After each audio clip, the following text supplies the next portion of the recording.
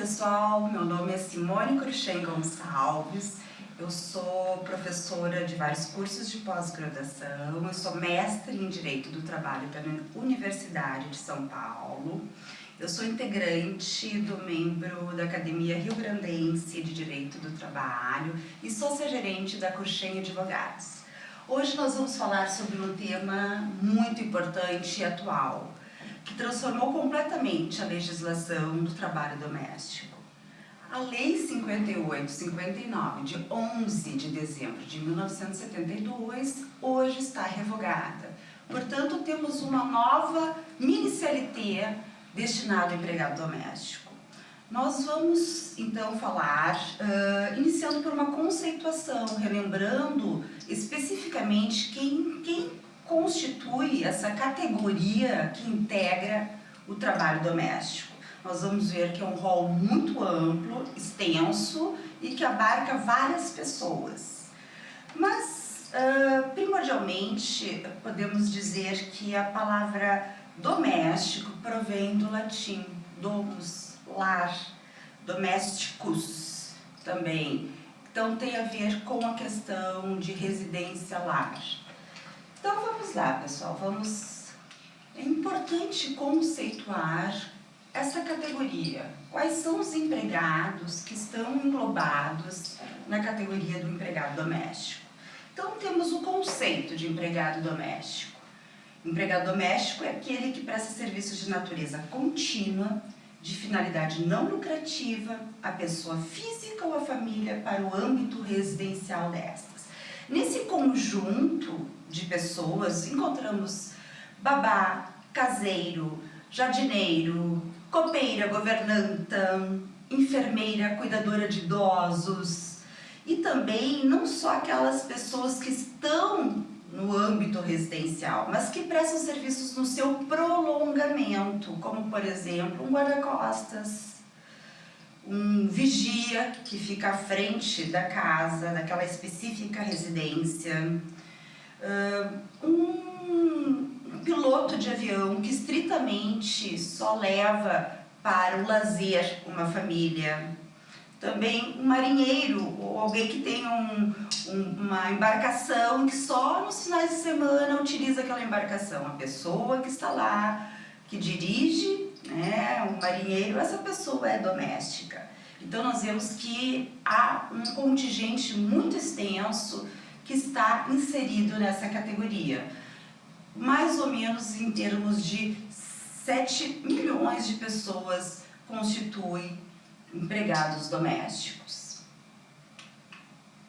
A Lei Complementar 150, de 1º de junho de 2015, que hoje vigora, que trata efetivamente da categoria, ela traz no seu artigo 1º uma conceituação bastante clara e com ela também deixou de pairar algumas dúvidas que nós comentaremos a seguir.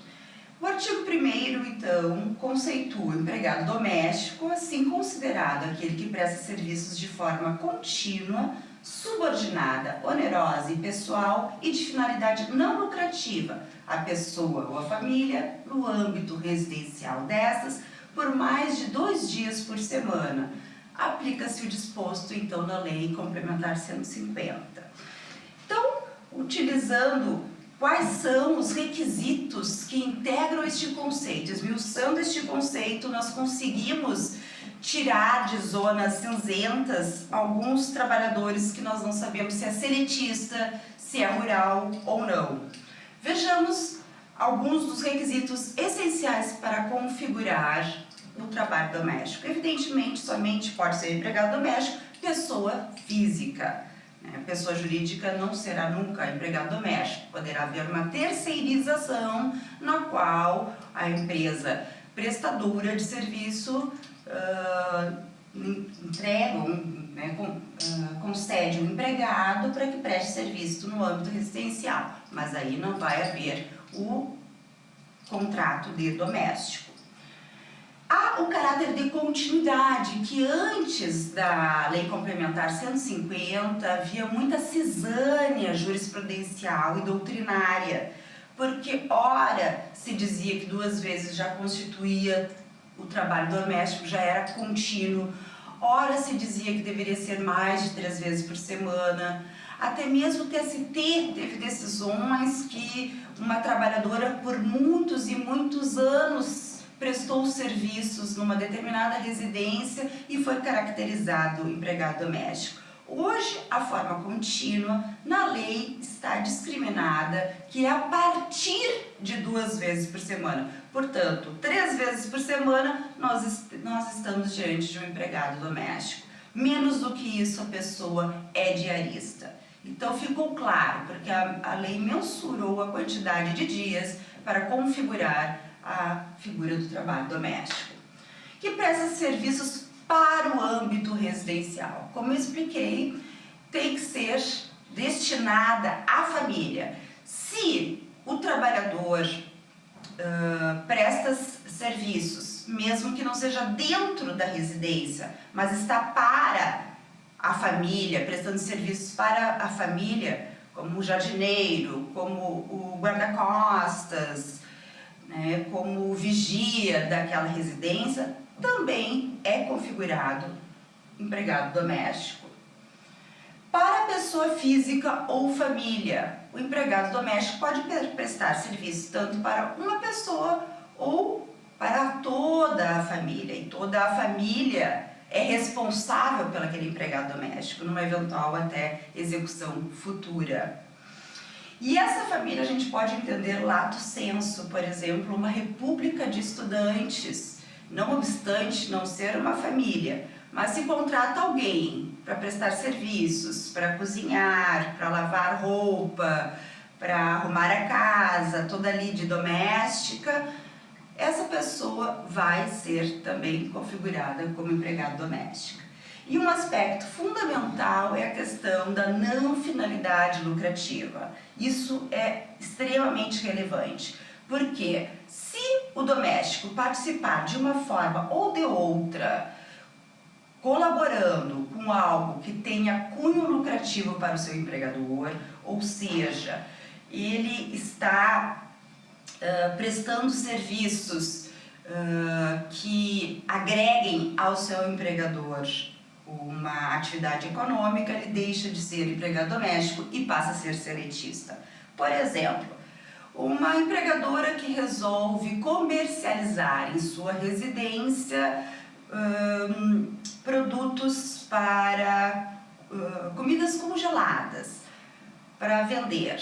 E essa empregada doméstica é que faz todo o alimento, é ela que embala o produto, e ela que faz toda a entrega. Essa pessoa não é doméstica.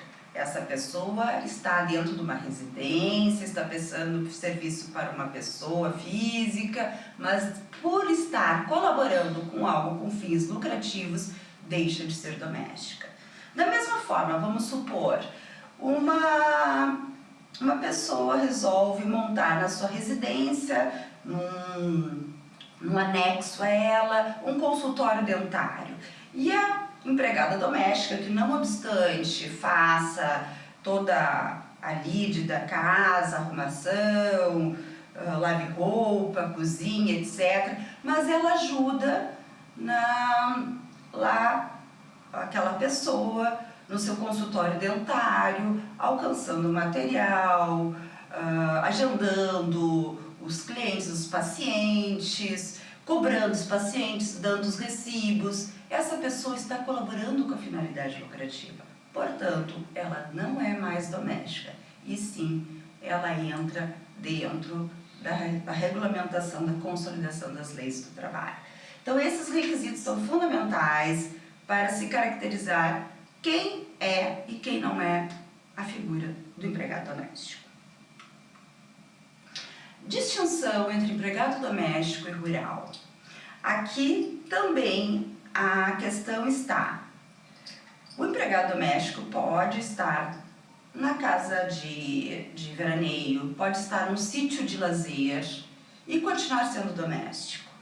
O que vai distinguir se essa pessoa está no âmbito rural, se ela vai ser doméstico ou empregado rural, regido pela lei do rural, vai ser se ela estiver também colaborando com algo de fins lucrativos para o seu empregador, ou seja, com atividades agropastoril. Exemplo, numa fazenda, onde se comercializa, vende gados, carnes, ou ovos, enfim, ou frutas, e este empregado, ele vai lá, colhe as frutas, ele cuida do gado que é comercializado. Evidentemente, essa pessoa é rural, não é doméstico. Se essa pessoa, estando na fazenda, mas ela cuida estritamente apenas da casa, da fazenda, e não tem nada, nenhuma ligação com a atividade agropastoril do seu empregador, ela é doméstica. Então, nós poderemos ter uma situação híbrida, onde aqueles que estão colaborando com a atividade econômica, sendo rural, e a pessoa que trabalha estritamente, sem cunho nenhum, somente para o âmbito da fazenda, arrumando os cômodos, fazendo o alimento, essa pessoa é doméstica. Mas veja bem uma situação, se essa pessoa já faz alimentação para o pessoal que trabalha na fazenda, que ela já dá algum apoio ao pessoal que está comercializando algo, ela já deixa de ser doméstica e passa a ser, portanto, rural também. Trabalho misto. Trabalho misto também tem uma situação, como eu já comentei um pouco no início, quando parte da jornada o empregado fica adstrito apenas a algo destinado à labuta doméstica, mas outra parte auxilia o seu empregador em atividade econômica. Por exemplo, uma designer de moda que atua em sua residência, e essa empregada, ela vai lá, ela tira medidas da cliente, ela ajuda a pegar os tecidos, ela colabora com, enfim, com revistas para mostrar para a cliente. Então, ela está tendo conjuntamente atividade, ora de cunho doméstico, ora de cunho de empregada comum regida pela CLT. Aí vai preponderar a legislação mais benéfica, que seria a seletista. No caso que eu especifiquei anteriormente da República de Estudantes, vejamos a situação. Se eu tenho uma casa e eu alugo cômodos para estudantes, e eu tenho uma pessoa que arruma os quartos, que lava a roupa desses estudantes, que faz a comida, diferente daquela situação inicial que eu disse, de um grupo de estudantes que se reuniram para contratar uma pessoa, esta que está naquele lugar onde eu alugo esses cômodos e faz esses afazeres para essas pessoas, há distinção, ela é seletista. Então, a grande questão diferencial está aí. Estar ou não participando com algo com cunho lucrativo. É importante nós conversarmos sobre a questão da evolução legislativa.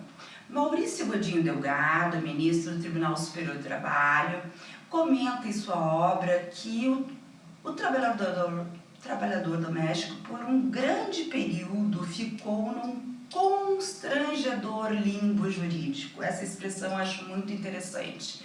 É uma categoria muito desprestigiada na realidade. Num primeiro momento, a visão legislativa era de exclusão. Viam leis que diziam, não se aplicam aos trabalhadores domésticos. E isso foi mudando no decorrer do tempo. Hoje nós temos uma lei de inclusão, sim, do trabalhador doméstico, vindo ao encontro de uma convenção da OIT, que falaremos na sequência. Então, uma das primeiras leis que tratou até em âmbito internacional, podemos comentar o Código Civil Português de 1867, foi o primeiro a tratar sobre o trabalho doméstico. No Brasil, nós podemos dizer o Código Civil anterior, de 1916, que na parte da locação de serviços algo se aplicava ao trabalho doméstico.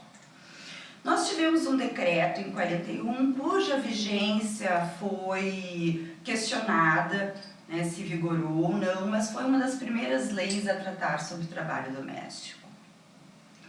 A nossa consolidação das leis do trabalho, ou seja, o decreto 54/52, de 1º de maio de 1943, em seu artigo 7º, a linha A, disse que os preceitos constantes na presente consolidação não se aplicam aos trabalhadores domésticos. Então, foi uma primeira exclusão, dizendo, olha, a CLT não se aplica aos domésticos.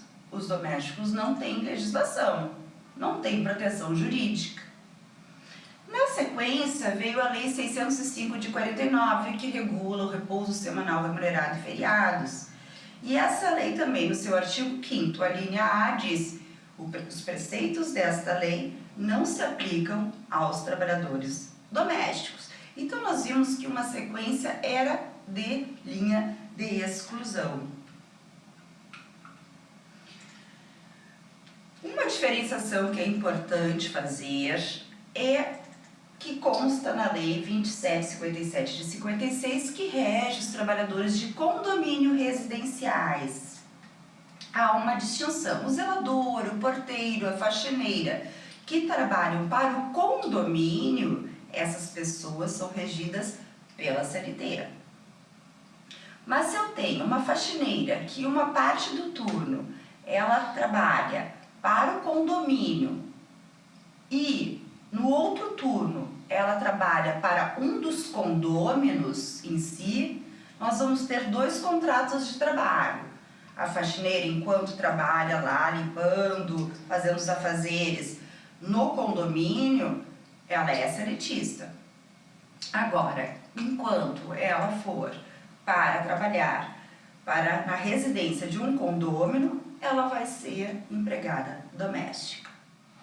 Um grande momento para o doméstico foi a Lei 58/59, de 11 de dezembro de 1972.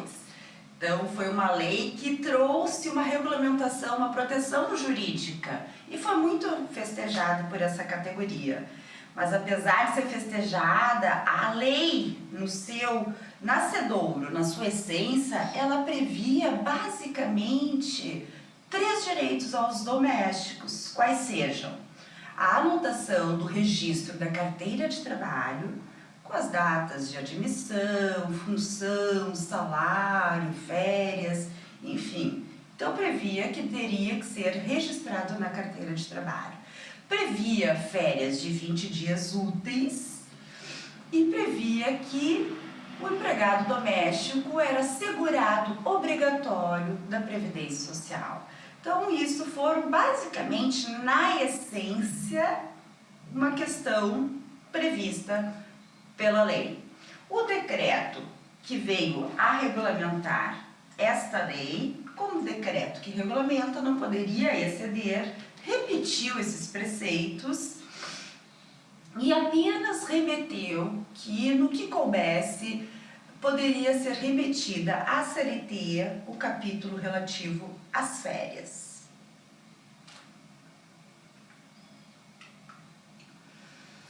A Lei 7.195 de 84, ela institui as agências de empregado doméstico, e essa lei estabelece que, se for avançado no contrato entre o empregador e a agência ficará a obrigatoriedade de assegurar os danos causados pelo empregado doméstico pelo lapso temporal de 1 ano. O decreto 95 de 247 de 87 concedeu o vale transporte para o empregado doméstico. Então aqui nós vamos vendo uma sequência gradativa de benefícios sendo alcançados para o trabalhador doméstico. Um grande momento foi a Constituição Federal de 1988, de 5 de outubro de 1978. Esta Constituição, no artigo 7º, em seu parágrafo único, de forma taxativa, estabeleceu o seguinte: esta é a redação original, que hoje está modificada diante da Emenda Constitucional 72 de 2013. Na redação original, quais foram os direitos estendidos ao trabalhador doméstico de forma taxativa? Foram os incisos 4º, que é o salário mínimo, ou seja, R$ 880, pelo menos.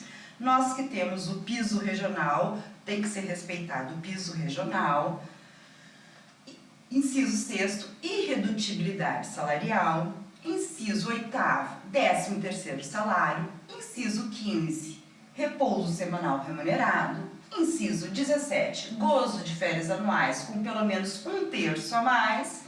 Inciso 18, licença gestante sem prejuízo do emprego e do salário com duração de 120 dias. Licença paternidade, que continua sendo de 5 dias. A extensão de 20 dias é apenas para as empresas que adotam o benefício da empresa cidadã, que tem benefícios fiscais. Então, continua no caso do doméstico 5 dias úteis.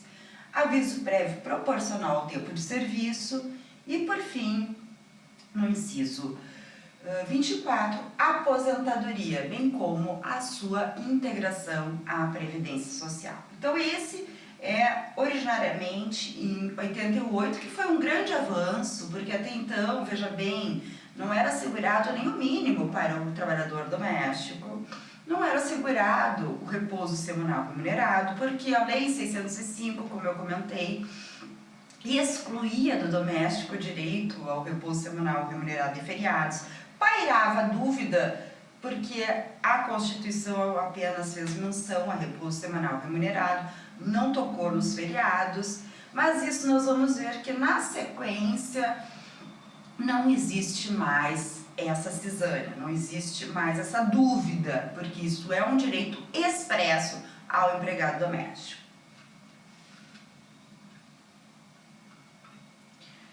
A Lei 8.009 de 90, que dispõe sobre a impenhorabilidade de bem de família, foi uma lei interessante no sentido que, como nós vimos, por muito tempo o trabalhador doméstico era excluído e gradativamente começou a haver uma inclusão de proteção jurídica.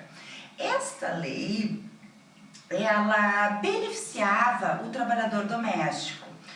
A impenhorabilidade do bem de família, no seu artigo 3º, inciso 1º, abria uma exceção, dizia que poderia ser penhorado o bem de família quando tratasse de empregados da própria residência, ou seja, o empregado doméstico poderia penhorar a residência própria do seu empregador, bem como os bens que a guarnecem.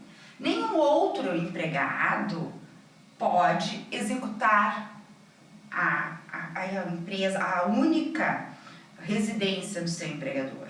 Contudo, o empregado doméstico podia, anteriormente à Lei Complementar 150 de 2015, que revogou expressamente no seu artigo 46 o artigo desta lei, mas até então os empregados domésticos poderiam sim fazer a penhora, executar tanto o único bem próprio residencial, como os bens que a guarnecem nessa residência. Eu acho interessante, eu sempre comento um acórdão que achei bastante interessante, que discutiu uma questão utilizando a ponderação de valores fundamentais. até então, ao advento dessa lei complementar 150, era inquestionável que era, sim, previsto em lei a possibilidade do empregado doméstico penhorar a residência do seu empregador, mesmo que seja a única, mesmo que fosse a única. Teve um acordo que eu achei muito interessante, que era uma empregada doméstica que tinha penhorado a residência da sua empregadora na fase de execução. A empregadora entrou com um agravo de petição e no acordo foi utilizado uma valoração de ponderações de direitos fundamentais.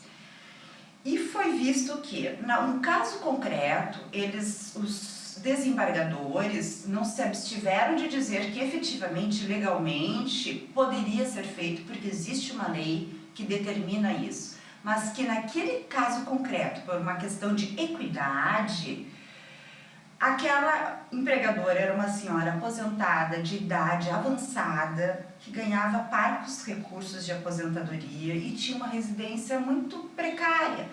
Colocá-la, né, na rua seria abandoná-la à própria sorte, infringindo um direito maior, que é o direito à dignidade humana. Então, nesse sentido, foi negado o provimento, foi dado o provimento, aliás, ao agravo de petição da empregadora doméstica. Então, foi interessante esse episódio, né, numa situação de equidade e ponderação de valores. Mas veja bem, repito, esse artigo foi revogado. Hoje não pode mais haver a penhora referente ao empregado doméstico, do bem da residência de seu empregador. Outras leis importantes. Nós temos a Lei 8.212 de 91, que é a lei que dispõe sobre a Seguridade Social e institui o plano de custeio para os benefícios previdenciários. Para custear o benefício previdenciário, há uma cota à parte advinda do empregado e há uma cota à parte advinda do empregador. O empregado doméstico contribui de acordo com seu salário de 8% a 11%, conforme for o valor do seu salário. Outrora, antigamente, o empregador doméstico contribuía com 12%. Hoje, com a instituição do Simples Doméstico, o empregador doméstico contribui com 8% para fazer frente ao custeio do benefício previdenciário. Então, aqui temos essa situação, que tanto há o custeio por parte do empregado, né, que oscila entre 8%, 9% e 11%, e o empregador custeia com 8%. Então, ambos fazem frente a esta fonte para que possa o empregado doméstico gozar dos benefícios concedidos pela Previdência Social.